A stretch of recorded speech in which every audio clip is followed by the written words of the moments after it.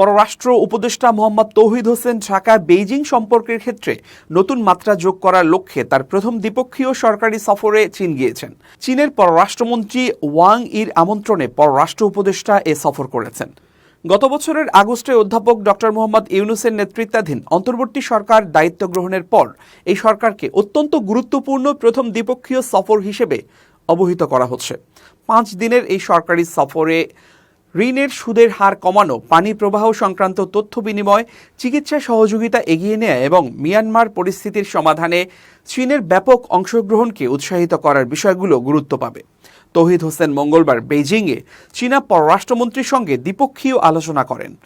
ঢাকায় নিযুক্ত চীনের রাষ্ট্রদূত ইয়াও ওয়েন ইঙ্গিত দিয়েছেন, ঢাকার পূর্বের অনুরোধ পূরণ করে হাইড্রোলজিক্যাল তথ্য বিনিময়ে একটি বাস্তবায়ন পরিকল্পনা স্বাক্ষর করতে বেইজিং প্রস্তুত।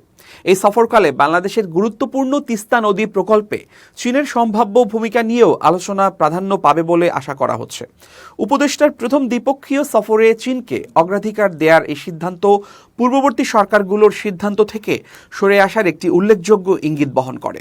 পূর্বে পররাষ্ট্রমন্ত্রীরা প্রায়শই ভৌগোলিক ও রাজনৈতিক বিবেচনার কারণে ভারতকে তাদের প্রাথমিক গন্তব্য হিসেবে বেছে নিয়েছিলেন।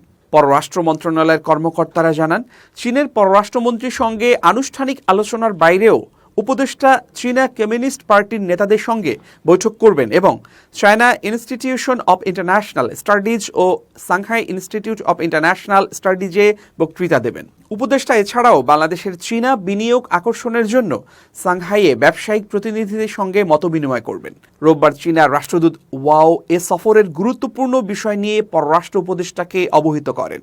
রাষ্ট্রদূত বাংলাদেশের সার্বভৌমত্ব ও আঞ্চলিক অখণ্ডতার প্রতি চীনের শ্রদ্ধার কথা পুনর্ব্যক্ত করে বাংলাদেশের স্থিতিশীলতা, সংস্কার, গণতান্ত্রিক উত্তরণ ও উন্নয়ন উদ্যোগের প্রতি সমর্থন পুনর্ব্যক্ত করেন।